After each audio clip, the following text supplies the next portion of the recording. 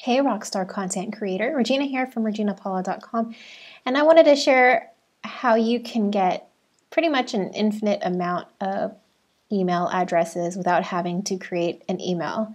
And this would be useful if you are testing your opt-in forms, your landing pages, squeeze pages, it's all the same thing, your sales funnels, whatever, because you want to test to see if they actually work, obviously. So a lot of times you might be creating like 10 or 20 Gmail accounts or 10 or 20 email accounts on your specific domain through your hosting. But a really easy way to do it without doing anything is just to utilize your old email addresses.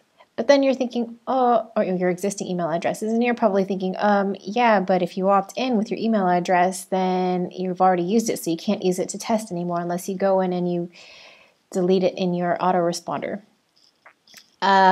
Yes, you're right. Also, there's a workaround that I will show you right now. So for example, this is one of my email addresses. Okay, cool, sweet. Let's say I've opted in, I tested my form. This is, I'm just testing Stripe here, which is a payment gateway for this particular sales funnel that I'm testing out for a client. So normally, yeah, I would use that email address, but it's like, okay, if I use it once, then how can I use it again? So all you simply do is after the actual name before the @ sign, all you do is you put a plus, and then you put down whatever name you want to use that's specific to this test funnel so that you can easily search for it later on. So for example, I'm just going to use plus test email _01. The reason why I do _01 is because I might test it a few times, and so I want to be able to iterate over the next numbers just to know that, just to be able to use that test email name as, so I can filter for it later if I'm looking for something to make sure that the funnel works or the sales page works. So the next one I would just do 2 and then 3 and then 4.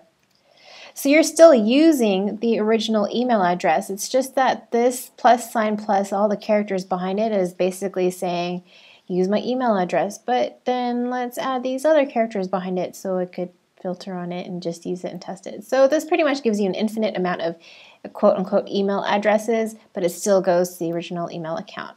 So I hope this helps. I was using this specifically for this funnel that I am taking out of ClickFunnels and putting into WordPress using WP Bakery as the builder, and I wanted to test out the Stripe form for this. Hope this helps, and if you have any questions, feel free to message me. Cheers, guys, and see you in the next video.